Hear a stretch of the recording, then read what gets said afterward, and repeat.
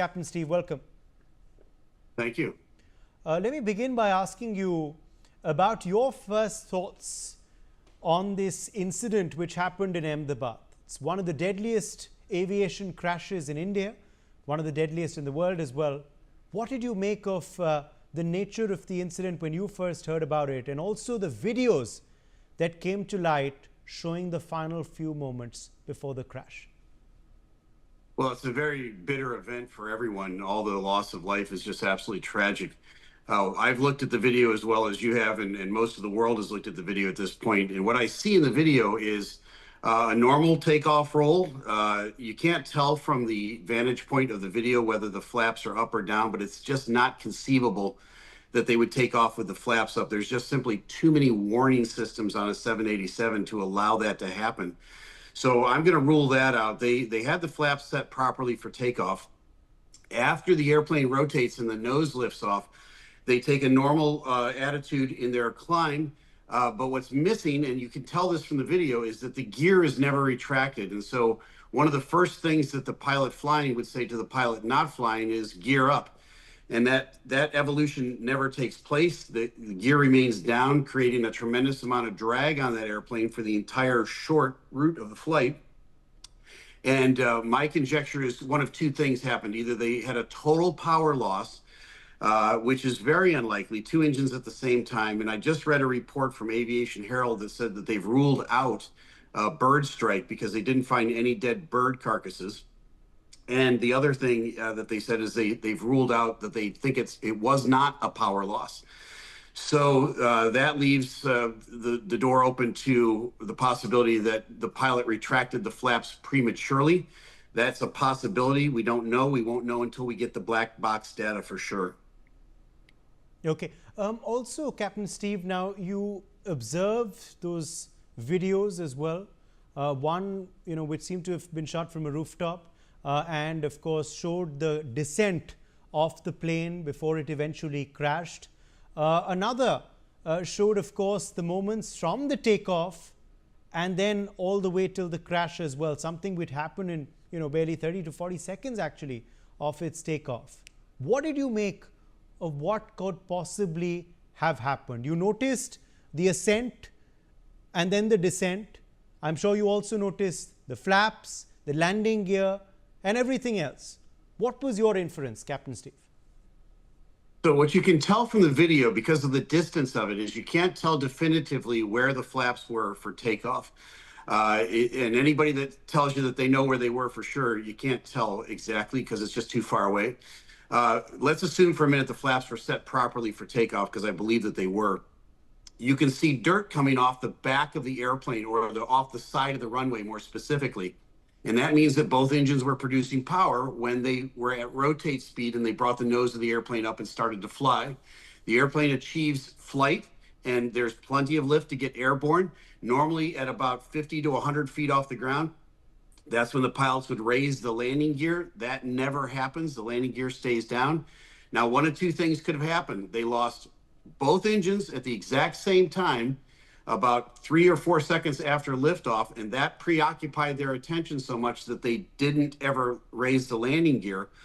Or the co-pilot reached over and grabbed the flap handle by mistake and raised it to the next increment, which would reduce the lift over the wings.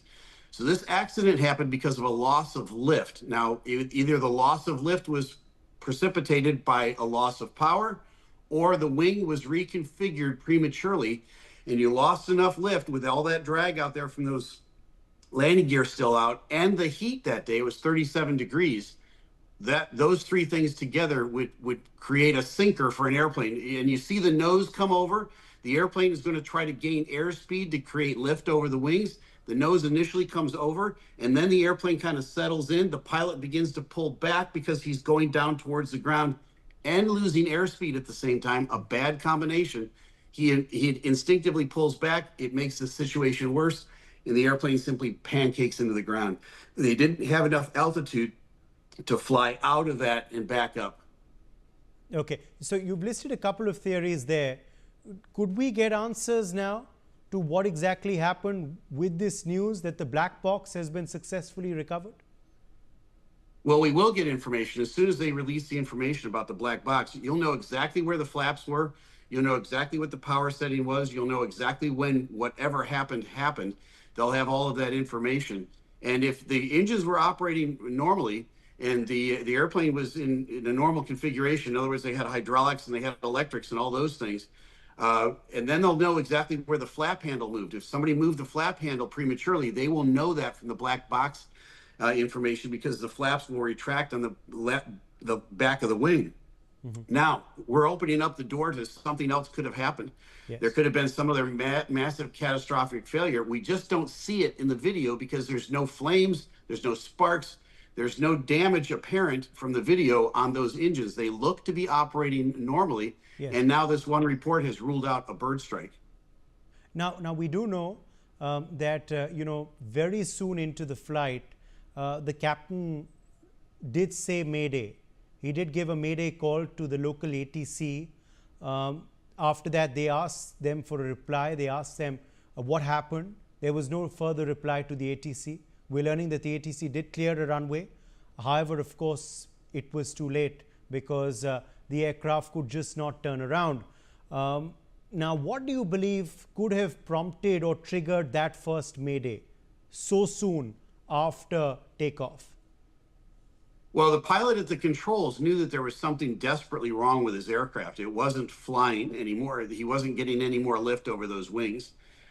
You have that feeling in the bottom of your stomach. It's a terrible feeling because instead of climbing, and normally all of us have been on a jetliner, when they take off, the gear comes up and you get that steep nose attitude. You feel like you're on a rocket. None of that happened. And so the pilot would have that sinking feeling. He's looking at his instruments, sees his airspeed bleeding off, and he can't maintain altitude. He's looking out ahead of him, and there's buildings in front of him. He had the presence of mind to grab the microphone on the yoke and make a Mayday call, but didn't have enough time to both fly the airplane and try to save everybody's life and explain what was going on. He might not have been sure what was going on. He just knows he's in a panic. He's going to make a Mayday call, and that's about all he can get out. Absolutely. Now, there is a timeline of 3 months that's been set for this probe, this high-level committee that has been formed by the Indian government and the Indian Ministry of Civil Aviation. Fair enough time for all aspects to be gone into, Captain Steve? Well, I think, yeah, certainly that's more than enough time. I think you'll find some preliminary findings maybe a little bit sooner than that. But if I was on that team, I would want to make sure we get it right. You don't want to come out with some preliminary finding only to have to turn around a few days later and correct yourself. There's a lot of families at stake. There's a lot of heartbreak here. There's a great deal at stake, and you want to get your finding right the first time. So I would say for everybody, be patient. Let's let the investigators do their job, and let's let them get the information out correctly the first time and not have to correct anything that they said prematurely.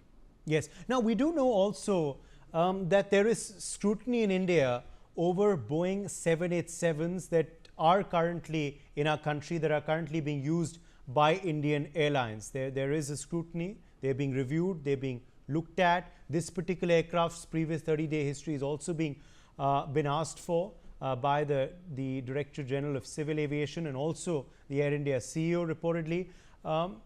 What do you make of this aircraft and its track record in safety? Any concern there or not for you? Well, I don't know much specifically about that airframe. I would be curious to look and see what the track record was and the maintenance records. It may give you some indication as to what happened. Certainly, it's important to go and look at the rest of the fleet of the 787s to make sure that there's not something that you can immediately detect that you could fix. And you can rule out certain things almost immediately by looking at the entire fleet. And then it gives the public reassurance that everybody is serious about what happened and that they want to make sure that this never happens again. Indeed, and it's something the world is looking at very closely as well. I mean, these Boeing 787 Dreamliners are used world over. Obviously, Boeing has said that they would want to send a team. GE, I think, has said they would want to send a team. I think the US and the UK have also offered help. The world is also going to be looking at this case very carefully, because these 787 Dreamliners are used across the world. And Captain Steve, there have been concerns as well on this particular aircraft in the past, with what whistleblowers have said and other inputs as well. Right. And I think when the 787 first came out about a dozen years ago, there were some initial concerns, and they were surrounding the battery on the aircraft. This was a new departure, if you will, for Boeing, with a highly electric airplane as opposed to hydraulic and pneumatic. And so they did have some initial startup issues with it. As far as I know, they've corrected those things effectively. The airplane's been in service for 12 years and had a flawless track record for the most part. I mean, there's been little things here and there, but nothing that would certainly lead to this crash in India. But having said that, something happened on that takeoff. That airplane lost lift. It's still a kind of a head scratcher. It's sort of a mystery. Was it a loss of power, or was it a reconfiguration of the wing that was precipitated prematurely by one of the pilots? We're going to find out in the days to come. Okay. Air Marshal P.S. Ahluwalia, former Director General, Inspection and Safety, Indian Air Force, is also in fact joining